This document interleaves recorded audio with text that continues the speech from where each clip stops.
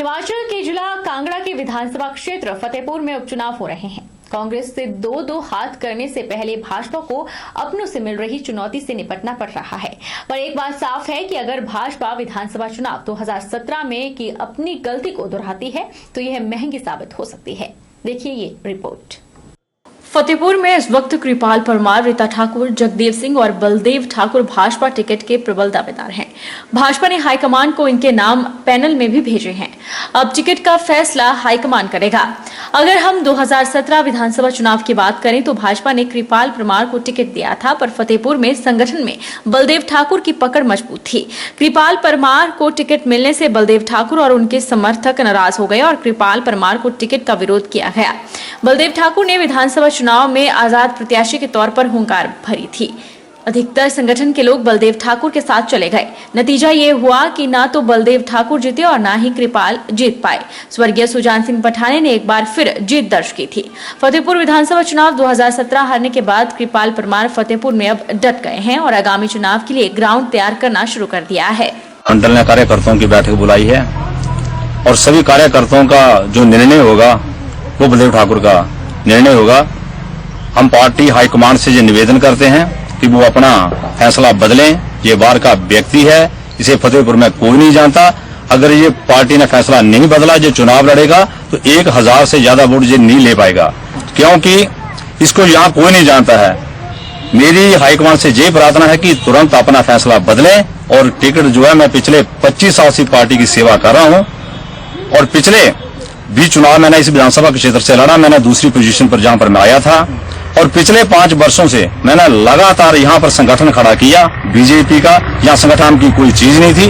अंधा बांटे रेवड़ियां, मूड अपने को दे, यह कहावत इन दिनों बघाट बैंक पर सटीक बैठ रही है।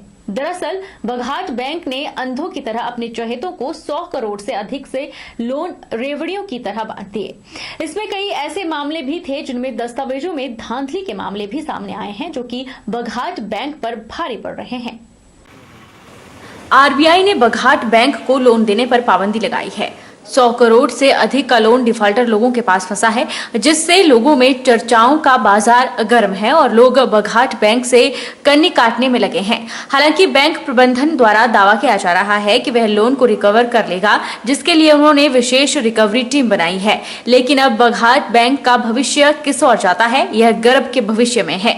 लेकिन कहीं न कहीं नियमों कानूनों को ताक पर रखकर इस तरह के कार्य जब बैंक ने किए हैं तो लोगों में विश्वास बनाना इस बैंक के लिए कतई आसान नहीं है।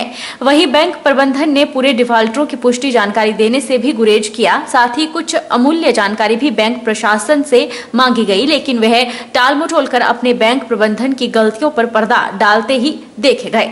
बघाट बैंक के एडमिनिस्ट्रेटर गौरव ने बताया कि बघाट बैंक का करीब 100 करोड़ से अधिक का लोन लोगों के पास फंसा है। उन्होंने कहा कि अभी तक करीब 48 करोड़ का लोन रिकवर किया गया है। गौरव ने बताया कि विशेष रिकवरी टीम के माध्यम से जल्द शेष लोन को रिकवर किया जाएगा। देखिए, मैं यही कहना चाहूँगा कि जो ये फ्रॉड हुआ है अभी, इसमें ये एक्चुअली बैंक के साथ फ्रॉड हुआ है और इसमें थोड़ा सा जो भी पर्टिकुलर डिपार्टमेंट्स है या जहाँ से ये गलत रिपोर्ट आई है उसमें इंक्वायरी जांच की जाएगी और जो भी इसमें अगर लगता है कि इस विभाग से और इस पर्टिकुलर बैंक से रिलेटेड कोई कर्मचारी इन्वॉल्व है तो उस पर भी कार्रवाई की जाएगी। जी, जो अभी प्रोसीजर्स है बैंक के वो पूरी तरह से फॉलो किए जाते हैं और पहले भी फॉलो किए गए हैं और अगर ऐसा जो है किया गया है तो उन पे उचित कार्रवाई की जाएगी और अभी एक इंक्वायरी सबमिट भी हुई है और उस पर कार्रवाई की जा रही है। ये जो हमारा एनपीए है अराउंड 100 करोड़ के आसपास जो है अभी मतलब जो लोनिंग का रहा है वो, मैं लोगों को बस यही कहना चाहूँगा कि देखिए, बैंक जो है एक बहुत पुराना बैंक है। सबसे पहले जो है यहाँ पे कंप्यूटराइज्ड बैंक है और अभी जो बैंक की स्थिति है बहुत अच्छी है। बैंक के पास जो है काफ़ी अच्छे रिजर्व्स है, सफिशिएंट रिजर्व है, सफिशिएंट लिक्विडिटी है। तो लोगों से यही अनुरोध है कि आप अफवाहों में ना आए और थोड़ा सा जो है क्या कहते हैं अफवाहों, अगर आपको कुछ लगता है तो आप डायरेक्ट बैंक से बात करें। निश्चित तौर पर अगर आपका पैसा भी बघाट बैंक में है तो ये आपके विवेक पर छोड़ देते हैं कि आपने इस बैंक में पैसा रखना है या फिर नहीं। एनएसयूआई ने मंगलवार को उत्तर प्रदेश के लखीमपुर घटना के विरोध में जिला प्रशासन के माध्यम से राष्ट्रपति को ज्ञापन भेजा। एनएसयूआई ने 4 किसानों की मौत के दुखद बताया और विरोध जताया। उन्होंने दोषियों के खिलाफ सख्त से सख्त कार्रवाई करने में हस्तक्षेप करने की मांग राष्ट्रपति से की है, अन्यथा एनएसयूआई पूरे देश और प्रदेश में इसके लिए विरोध प्रदर्शन करेगी और कानून व्यवस्था की बिगड़ने की स्थिति की जिम्मेदारी सरकार की होगी। आपको पता होगा, अभी कुछ ही दिनों पहले यूपी में लखीमपुर में एक भाजपा के सांसद के द्वारा किसानों के ऊपर गाड़ी चढ़ा दी जाती है। वो गाड़ी चढ़ाना नहीं बोलते हैं, वो एक जानबूझ के किसानों के साथ अत्याचार किया गया। और जो किसान कितने समय से वहाँ पे एक शांतिपूर्वक वहाँ पे धरना प्रदर्शन कर रहे थे, अपनी मांग को रख रहे हैं पिछले 1.5 साल से, है ना, उनके ऊपर एक सांसद, बीजेपी सांसद ने वहाँ पे गाड़ी चढ़ा दी और 6 लोगों की वहाँ पे डेथ होगी। मैं इसको डेथ नहीं बोलता, ये शरेआम जो है भाजपा सरकार के द्वारा, योगी सरकार के द्वारा उनका मर्डर किया गया है। और मेरी जो मांग है, आज राष्ट्रपति महामहिम के जरिए उनको आज ज्ञापन सौंपेंगे डीसी महोदय जी के माध्यम से कि जो भी किसान वहाँ पे जो एक्सपायर हुए हैं, जिनके साथ भी अत्याचार हुआ है, उन किसानों को मुआवजा जो सरकार के द्वारा दिया जाए और साथ में जो भी दोषी इस केस में इन्वॉल्व हैं उनके ऊपर सख्त कार्रवाई की जाए। शक्तिपीठ माता बालासुंदरी अश्विन मेला त्रिलोकपुर इस बार 7 अक्टूबर से शुरू हो रहा है, जो 20 अक्टूबर तक चलने वाला है। कोविड के चलते यह मेला लगभग 2 वर्ष बाद आयोजित किया जा रहा है। स्थानीय विधायक डॉक्टर बिंदल त्रिलोकपुर पहुंचे, जहां उन्होंने मेले की तैयारियों का जायजा लिया। शक्तिपीठ माता बालासुंदरी अश्विन मेला त्रिलोकपुर इस बार 7 अक्टूबर से शुरू होगा। स्थानीय विधायक डॉक्टर बिंदल ने मेले की तैयारियों का जायजा लिया। मीडिया से बात करते हुए बिंदल ने कहा कि 2 वर्ष बाद आयोजित होने वाले मेले को लेकर विभिन्न स्थलों पर चल रहे कार्यों का जायजा लिया गया है, ताकि यहां पहुंचने वाले श्रद्धालुओं को किसी तरह की समस्या का सामना न करना पड़े। मेले में आने वाले श्रद्धालुओं की सुविधाओं को लेकर उन्होंने संबंधित अधिकारियों को जरूरी दिशा निर्देश भी दिए। उन्होंने कहा कि आने वाले यात्रियों के लिए पार्किंग, शौचालय की उचित व्यवस्थाओं को लेकर स्थान चिन्हित कर दिए गए हैं। हम माता बालासुंदरी के दरबार में खड़े हैं और माता का नवरात्रे और नवरात्रे का मेला 7 तारीख को प्रारंभ होने जा रहा है। उस दृष्टि से आज काला आम से लेकर के त्रिलोकपुर तक सड़क का पूर्ण निरीक्षण किया। नाले कहाँ कहाँ बन रहे हैं उनको देखा और जहाँ बनने चाहिए उसका भी निरीक्षण किया और सड़क के ऊपर बेहतरीन काम हो, इस दिशा के अंदर एक प्रयास हुआ। हम त्रिलोकपुर पहुँचे हैं। यात्रियों की सुविधा के लिए टॉयलेट्स इत्यादि की व्यवस्था, उसको सुचारू करने का काम चला है। इसी तरह से कहाँ कहाँ दुकान लगनी है, कहाँ नहीं लगनी है, प्रसाद का वितरण किस प्रकार से होगा, ये सारी व्यवस्थाएं देखने के लिए हमारी माता बालासुंदरी कमेटी और स्थानीय हमारे नेतागण सब लोग साथ में हैं। गौरहो के प्रसिद्ध शक्तिपीठ महामाया माता बालासुंदरी मंदिर त्रिलोकपुर में नवरात्र के दौरान लाखों की संख्या में श्रद्धालु पहुंचते हैं। यहां हिमाचल प्रदेश की अपेक्षा पड़ोसी राज्य हरियाणा, पंजाब, दिल्ली से ज्यादा श्रद्धालुओं की संख्या रहती है।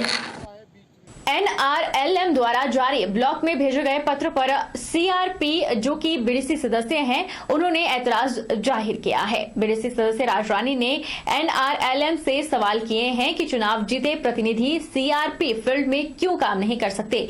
उन्होंने कहा कि चुनाव होने से पहले दिशा निर्देश क्यों नहीं दिए।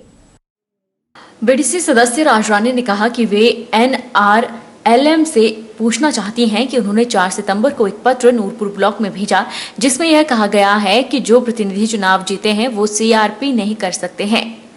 राजरानी ने कहा कि जो पत्र अब भेजा है वो पत्र आपने चुनाव से पहले क्यों नहीं भेजा था।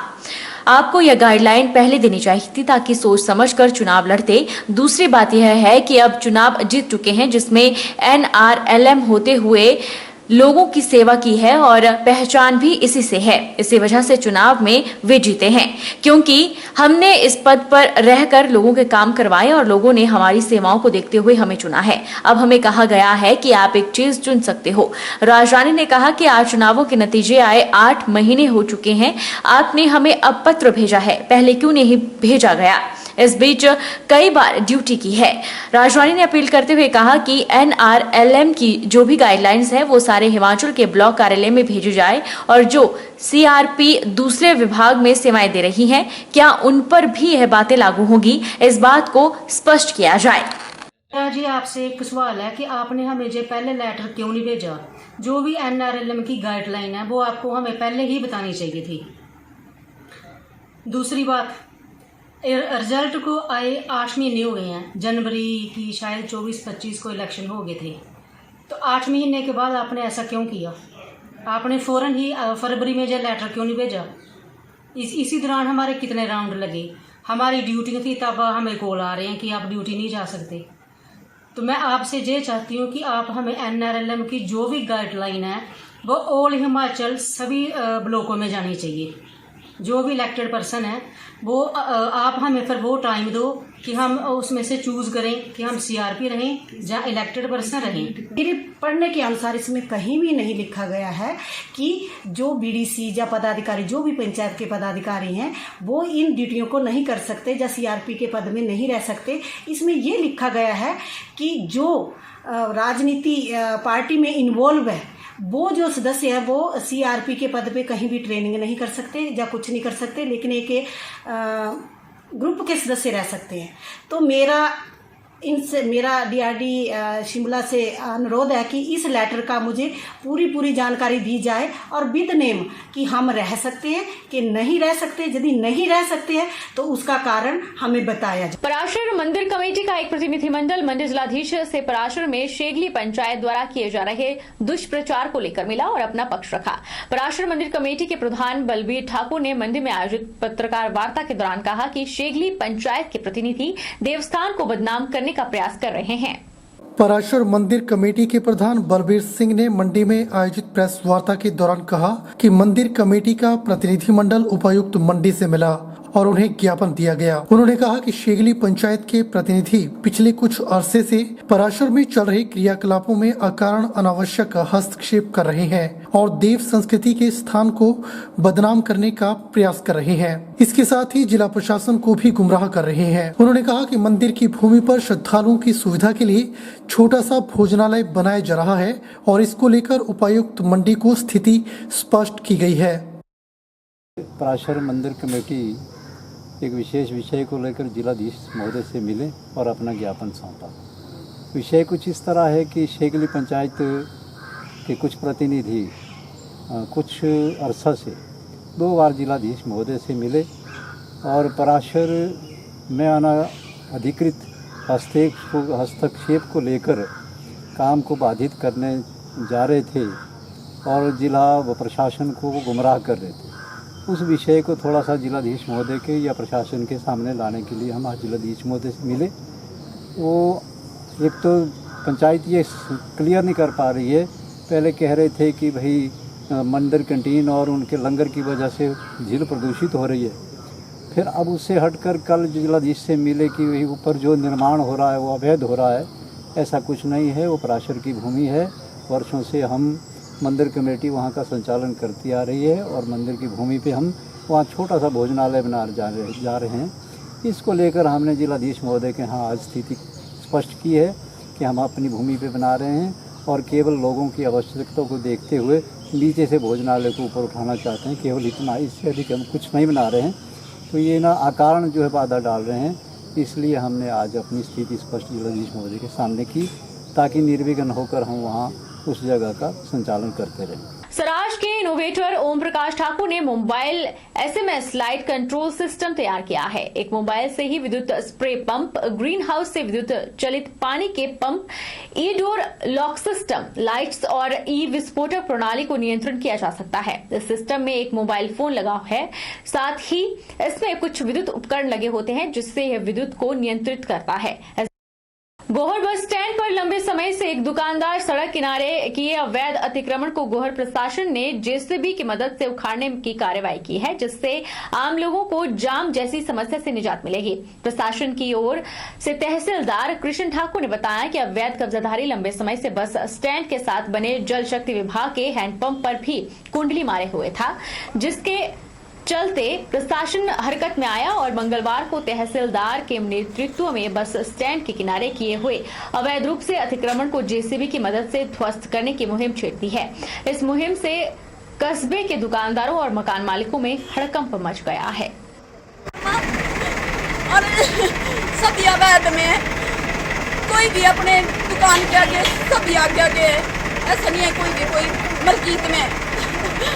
और आज मेरा ये शटर अगर रात को खुला रहे कौन देखेगा इसको रात को।